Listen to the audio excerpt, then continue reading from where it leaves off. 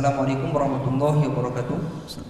Semoga Buya dan keluarga senantiasa dalam keadaan sehat walafiat. Amin ya rabbal alamin. Saya hamba Allah dari Jakarta ingin bertanya Buya. Saya seorang karyawati di sebuah perusahaan swasta. Yang ingin saya tanyakan, bagaimana saat syahwat bergejolak ketika sedang bekerja? Apakah dibolehkan dituntaskan sendiri? Sedangkan suami berbeda tempat kerja dan tidak memungkinkan untuk bertemu atau menyalurkan syahwat dengan halal. Mohon bimbingannya Bu. Syahwat itu kebutuhan seperti orang-orang makan dan minum. Hanya bedanya kalau makan dan minum ditahan-tahan tetap lapar. Tapi kalau syahwat itu bisa dialihkan dengan cara kita menghindar dari sebab bangkitnya syahwat. Mungkin diganti dengan berzikir, diganti dengan kesibukan-kesibukan syahwat. Jadi bukan, memang ada kebutuhan, ada berkala orang bangkit syahwat. Tapi ternyata sangat mudah petunjuk dari Nabi, kalau orang bangkit syahwatnya bisa mudah dialihkan. Dan syahwat itu, hawa nafsu itu bisa diusir dengan mudah. Misalnya bangkit syahwat tiba-tiba, dia bisa saja baca Al-Quran, baca zikir, membaca sejarah Nabi atau apa, langsung hilang itu syahwat. Itu syahwat apa itu? Syahwat yang tiba-tiba datang kepada Anda, wahai ukhti yang solehah. Kalau syahwat yang tiba-tiba datang kepada Anda begitu mudah untuk Anda usir, percaya. Tapi yang repot adalah syahwat yang Anda undang.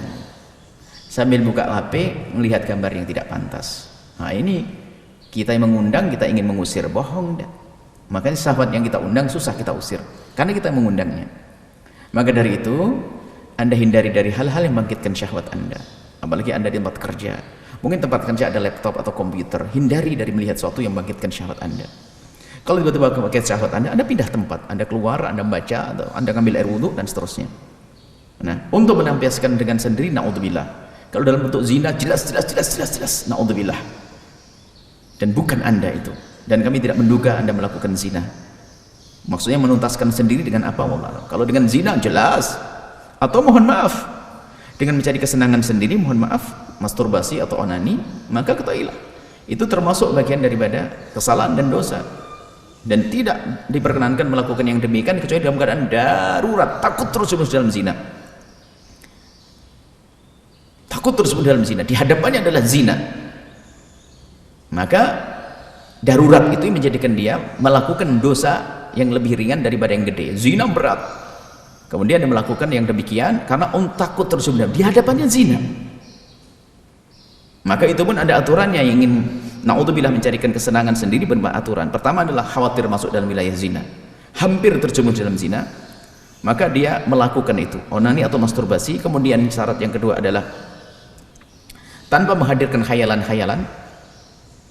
Jadi langsung dituntaskan begitu tanpa menghadirkan khayalan-khayalan. Kemudian bukan di tempat yang nyaman supaya tidak rindu untuk melakukan lagi. Jadi takut zina, bangkit syahwat, takut zina baru melakukan itu. Yang kedua, yang tahu takut zina. Yang kedua adalah tidak menghayalkan sambil melakukan dengan menghayal. Yang ketiga adalah bukan di tempat yang nyaman. Akhirnya agar dia tidak rindu untuk melakukan lagi.